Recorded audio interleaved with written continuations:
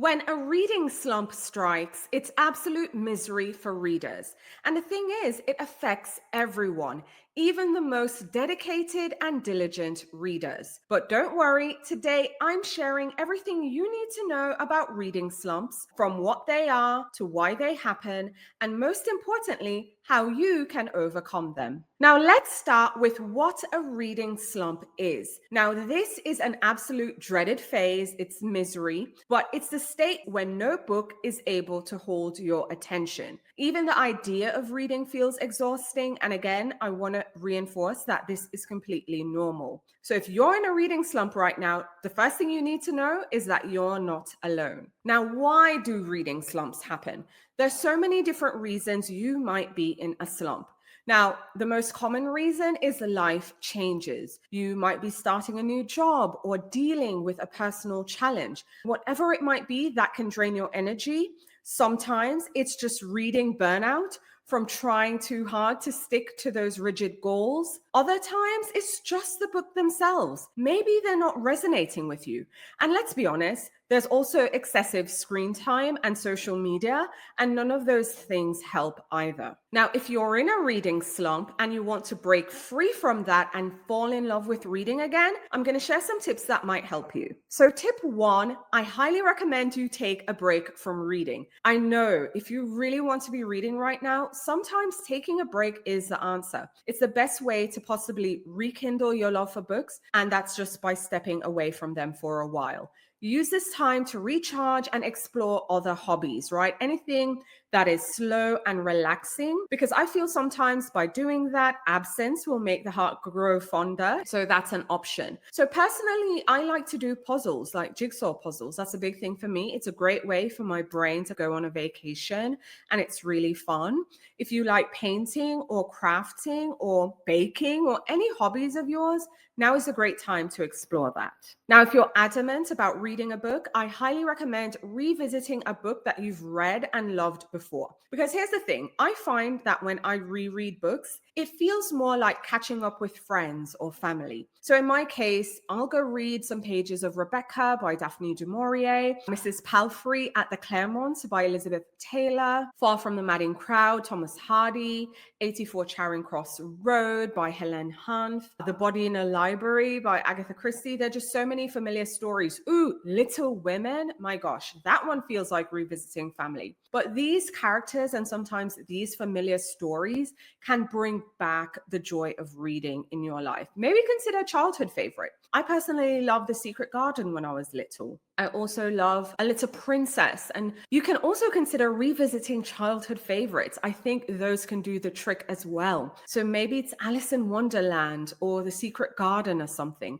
Whatever captivated your heart as a child, maybe that would be a good book to reread as well. Tip three, if you're adamant to read again, maybe consider starting small, because I feel sometimes big novels can be overwhelming. So instead, pick up a novella, right? Or a short story collection. So maybe Of Mice and Men, The Little Prince, or like I said, a collection of stories, because they can give you that quick win and just reignite your confidence and maybe your love for reading. Tip four, I also want to recommend that maybe you switch genres up a bit. Because again, if you are insisting on reading, maybe you need a fresh perspective. So if you find yourself always reading literary fiction, try a fantasy novel. If you find yourself always reading fiction, maybe try some nonfiction, pick up a memoir. I feel trying something new can also be reinvigorating to your reading life. Tip five, consider changing formats. Now, maybe you're not in the mood for print books. Maybe the physical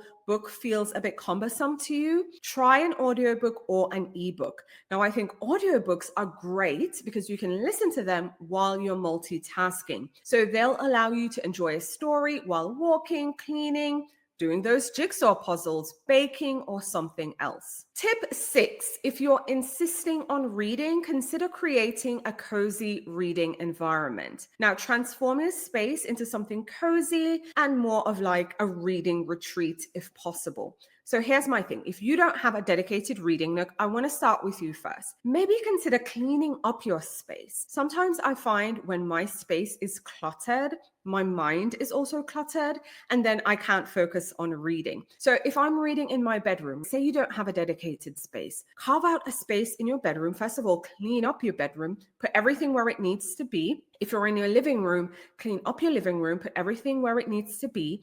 And then on the corner of the bed or the corner of your couch, get a throw blanket. If you have a coffee table or a nightstand or some side table, light a candle, brew yourself a cup of tea, pour yourself a glass of something, whatever you enjoy. Maybe turn off the television, put quiet, ambient kind of music, transform your space. So these simple things can really set the mood and make reading feel like a treat and something special instead of it feeling like work and a task. Tip 7, you can also, if you're insistent on reading, try to limit your technology time. Even if you're not actively on the phone and scrolling or texting or anything like that, put your phone on silent. Remove the buzzes that you get. If you have a watch, because I have a watch too, just mute all notifications, because if you get something buzzing on your watch, even though your phone is a mile away, that might be tempting as well. Give yourself a break from social media. I think that can be helpful. It can help you clear your thoughts, because let's be real, when you are scrolling social media, those thoughts, my friend, are not yours. So less screen time can help you refocus and reconnect with your books. Okay, tip 8. Now we're going outside the house. I'm going to recommend you visit a library or a bookstore. Sometimes I feel going in a completely new or different space, so removing yourself from your home and going to your local library. Maybe it's somewhere you're familiar with, or going to the bookstore as well.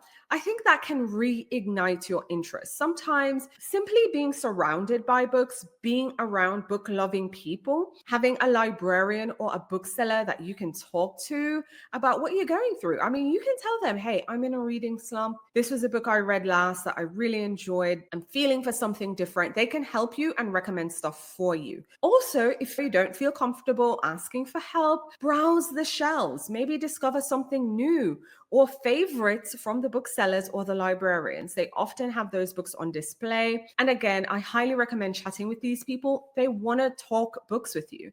Okay, they are librarians and booksellers for a reason. And sometimes talking to them can just be incredibly inspiring. Okay, tip 9, be kind to yourself. Now, I know I offered some suggestions if you want to get over your reading slump and get back into reading, but I also want to remind you to be kind to yourself and give yourself grace, because again, reading slumps happen to everyone. They happen to me. So there's no need to rush, okay? Your love for books, I think it will return when the time is right, especially when you have a lot of stuff going on in your personal life. Definitely just take the break. It's well needed. Be kind to yourself. And also, tip 10 is actually take a break. Right? Take a break from reading altogether. Sometimes the best way for you to get out of that slump is to give yourself time to miss reading. Again, perfect opportunity to engage in other hobbies or activities. And again, when you're ready, your books will be there and they will be waiting for you. Now, on that token, if reading is feeling too hard for you right now, but you want to be doing bookish things, here are some bookish things that you can do. Number 1, again, visit your local library or your bookstore and just soak up the atmosphere. You don't have to commit to anything. Just enjoy being in the space. Another bookish thing you can do is organize your bookshelves or create that dedicated reading space we've talked about creating. Another thing that you can do is listen to bookish podcasts or watch bookish content creators, watch author interviews or stuff like that. I think that can also be helpful to still be involved in the community, even though you're not reading right now. You can also work on literary themed jigsaw puzzles or crosswords or anything of the sort. Maybe watch a movie or a TV adaptation or series of your favorite book. So if you read a book and you really loved it and there's an adaptation, consider watching that. That's a great way for you to re-engage with the story. Now, granted, it's a completely different storytelling medium. I don't want you to think, it's going to be apples for apples, but it's a new way for you to experience the core of the story. And lastly, another thing you can do is journal. So while you're not journaling about what you're actively reading, maybe you could journal about your favorite books. Maybe you can write your own short story. Whatever works for you, whatever you're feeling, just consider maybe putting that down on paper. And that's another way that you can connect with the book and the literary community, even though you're going through a reading slump and reading isn't working for you right now. Now, friends, I want to remind you that reading slumps are a normal part of the reading life. But again, they don't have to last forever. They don't. So with these tips, you'll be back to enjoying your books in no time. Or hopefully I've given you the permission to take the break if that's what you need. But again, I don't know everything. I'd love to hear from you. You are readers here watching this video. So let me know in the comments if you've ever experienced a reading slump. Tell me what books got out of the slump, what tips you might have for other readers that might help them get out of their slump. I'd love to hear from you. So let's continue the conversation in the comments. Now, if you haven't already, now's a great time to like the video, share the video, tell a friend to tell a friend about Biblio Lifestyle, but also subscribe and hit that notification bell so you're the first to know what's new when I go live and when new videos are uploaded. Thanks for watching. Talk to you soon.